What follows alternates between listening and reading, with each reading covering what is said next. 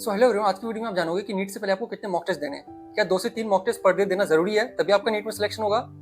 तो सबसे पहले तो ये बात जान लो कि ये जरूरी नहीं है कि सबको सेम नंबर मॉक टेस्ट देने हैं। आपको ऐसा नहीं करना कि वो इतने मॉक टेस्ट दे रहा है तो मुझे भी इतने मॉक टेस्ट देने ही है। तुम्हें कितने मॉक टेस्ट देने वो तुम्हारी सिचुएशन पर डिपेंड करता है। देयरफॉर अकॉर्डिंग टू सिचुएशन मैंने स्टूडेंट्स को क्लासीफाई करा है इनटू 3 कैटेगरीज। पहले कैटेगरीज में कौन आते हैं? वो स्टूडेंट जिनका सिलेबस इनकम्प्लीट है, उन्होंने अभी तक सिलेबस ही कंप्लीट नहीं करा है। तो जिनका सिलेबस अभी तक इनकम्प्लीट है, अभी तक कंप्लीट नहीं हुआ है, उन्हें क्या करना है? उनको भी टेस्ट देने हैं, लेकिन स्टार्टिंग में अभी क्या करना है? वीक में एक टेस्ट देना है, हफ्ते में एक बार टेस्ट दो। मेनली संडेज को दिया करो।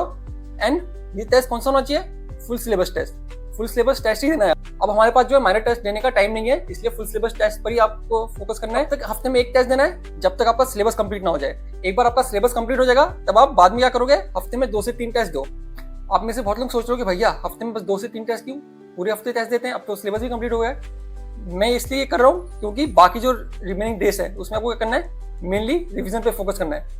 आप लोगों का सिलेबस कंप्लीट हो गया है, ये नहीं कि रिवीजन कंप्लीट हो गया है। रिवीजन भी बहुत इंपॉर्टेंट रोल प्ले करता है अगर आपको सिलेक्शन चाहिए तो 2 से 3 टेस्ट दो हफ्ते में, रेस्ट डेज रिवीजन को दो। एक बार जैसे जैसे रिवीजन ज्यादा हो जाएगा, एक गुड अमाउंट ऑफ रिवीजन आपने कर लिया होगा, उसके बाद आप इन टेस्ट को इंक्रीज भी कर सकते हो बाद में। नेक्स्ट आते हैं कैटेगरीज जिनका सिलेबस तो कंप्लीट है बट रिवीजन उन्होंने बहुत कम करा है, तो ना के बराबर करा है। उनको भी क्या करना है? स्टार्टिंग में 2 टेस्ट दो हफ्ते में।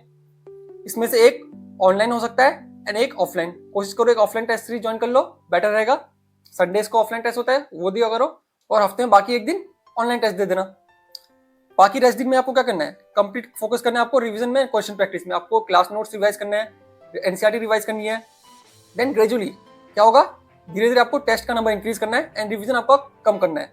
जैसे जैसे टाइम बढ़ेगा, आपने एक अच्छा खासा अमाउंट ऑफ रिवीजन कर लिया होगा, कई चैप्टर्स को कई बार पढ़ लिया होगा, तो आपको क्या करना है? मेनली आप टेस्ट पे फोकस करना है। 3 से 4 टेस्ट देने वीक में, या फिर आप एक काम कर सकते हो कि हर एक दिन के बाद ऑल्टरनेट टेस्ट भी दे सकते हो। अगेन मैं बार बार बोल रहा हूँ, फुल सिलेबस टेस्ट दो, माइनर टेस्ट के पीछे मत जाओ। मेन फुल सिलेबस टेस्ट ही आपको देना है क्योंकि नीट में भी फुल सिलेबस ही आएगा। Next third category of the student कौन है?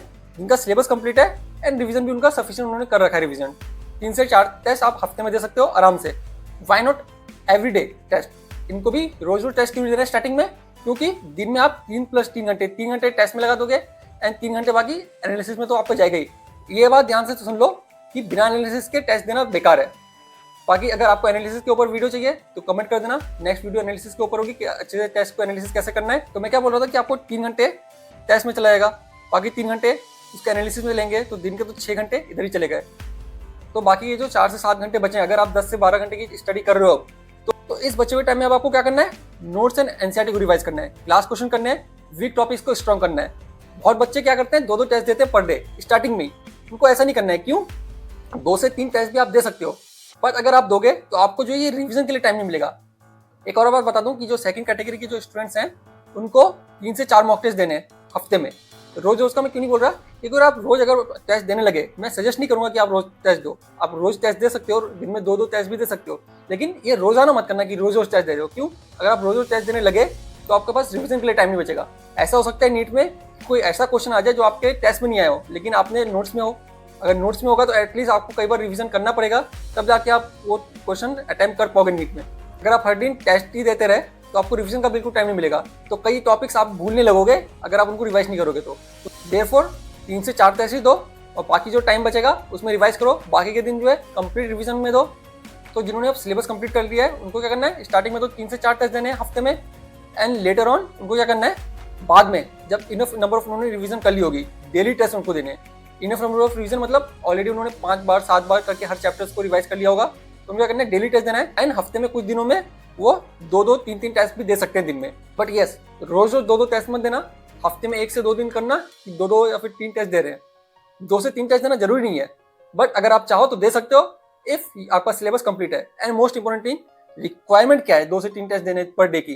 कि मस्ट आपको एनालाइज करना है। आप अगर टेस्ट एनालाइज कर पा रहे हो तभी 2 से 3 टेस्ट दो। ऐसा नहीं कि 2 से 3 टेस्ट दे तो दिया लेकिन आप एनालाइज ही नहीं कर रहे हो, फिर तो बेकार है टेस्ट देना। सो आज के लिए इतना ही। See you in the next video.